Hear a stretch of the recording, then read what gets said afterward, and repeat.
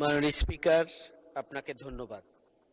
আমি ৮ কর্মদিবস চেষ্টা চালিয়ে এখন আমাকে সুযোগ করে দিয়েছেন, এজন্য আমি আন্তরিকভাবে কৃতজ্ঞতা জানাচ্ছি।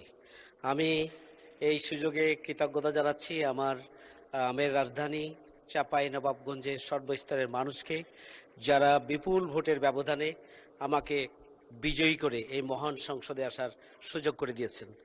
আমি এই সুযোগে কৃতজ্ঞতা জানাচ্ছি ফ্যাসিবাদ বিরোধী আন্দোলন এবং জুলাই গণঅভ্যুত্থানে যারা জীবন দিয়েছেন, পঙ্গুত্ব বরণ করেছেন, আহত হয়েছেন, ক্ষতিগ্রস্ত হয়েছেন। আল্লাহ রাব্বুল আলামিন যেন তাদের মর্যাদা দুনিয়া এবং আখেরাতে দান করেন, আমি তাদেরকে কৃতজ্ঞতার সাথে মর্যাদার সাথে স্মরণ করছি। মাননীয় স্পিকার, আমের রাজধানী চাঁপাইনবাবগঞ্জ ৫৫ বছরে এখন পর্যন্ত চাঁপাইনবাবগঞ্জে কোনো ম্যাঙ্গো ইন্ডাস্ট্রি গড়ে ওঠে নাই। পাশাপাশি চাঁপাইনবাবগঞ্জ একটি উর্বর এলাকা, কৃষিভিত্তিক ইপিজেড গঠনেরও কোনো উদ্যোগ এখানে নেই।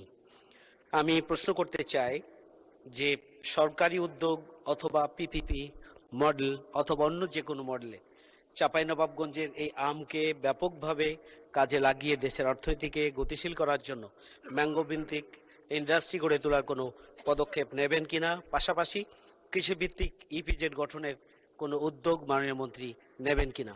মাননীয় স্পিকার, আপনাকে ধন্যবাদ। মাননীয় মন্ত্রী।